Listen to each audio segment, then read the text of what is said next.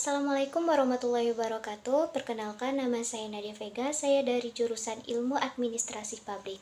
Di sini saya akan menjawab pertanyaan mengenai mata kuliah Akuntabilitas dan Pengawasan Publik. Baik, untuk pertanyaan pertama, mengapa pentingnya mempelajari akuntabilitas dan pengawasan publik? Menurut saya, berdasarkan definisi, akuntabilitas itu sendiri adalah sikap tanggung jawab terhadap tugas yang diberikan. Nah, di mana mempelajari akuntabilitas dan pengawasan ini bisa menjamin transparansi yang menuntut adanya pertanggungjawaban atas program yang dijalankan. Dengan memahami konsep ini, masyarakat dapat mengetahui bagaimana sumber daya publik yang digunakan dan bagaimana keputusan-keputusan tersebut dipertanggungjawabkan dan dilaksanakan. Nah, yang kedua, itu mencegah korupsi yang dilakukan oleh oknum-oknum yang menduduki kursi jabatan, di mana masyarakat dapat juga berperan aktif dalam mengawasi penggunaan kekuasaan dan sumber daya yang bersifat publik. Yang ketiga, itu ada untuk memperbaiki kualitas pelayanan publik. Dengan adanya prinsip akuntabilitas dan pengawasan yang baik akan mendorong penyelenggara untuk meningkatkan kualitas kinerjanya. Pertanyaan kedua, bagaimana cara menerapkan prinsip-prinsip akuntabilitas pada lembaga atau institusi publik?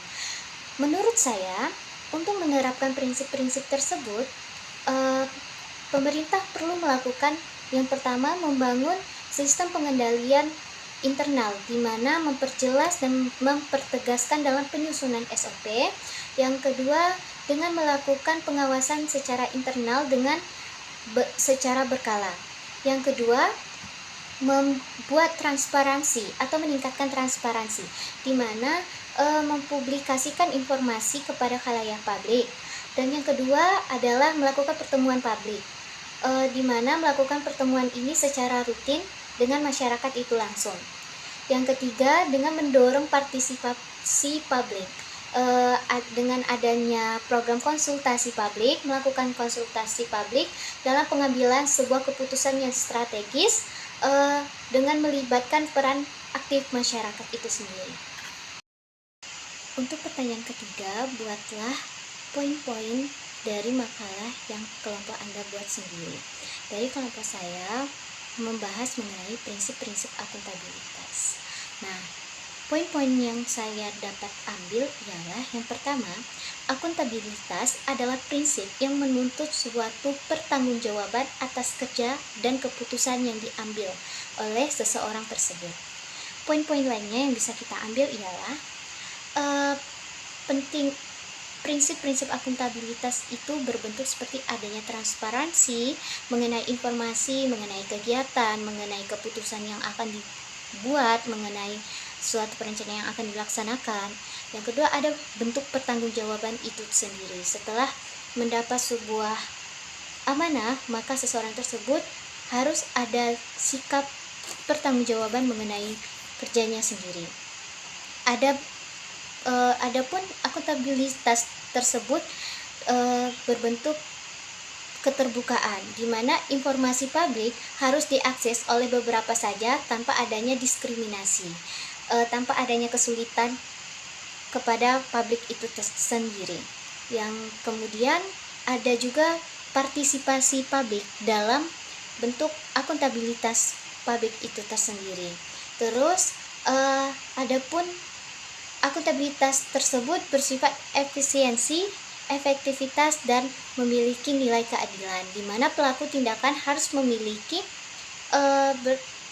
keputusan yang berdasarkan prinsip keadilan dan tidak diskriminatif kepada khalayak publik. Adapun selain itu, akuntabilitas juga bersifat konsistensi dan ketepatan waktu.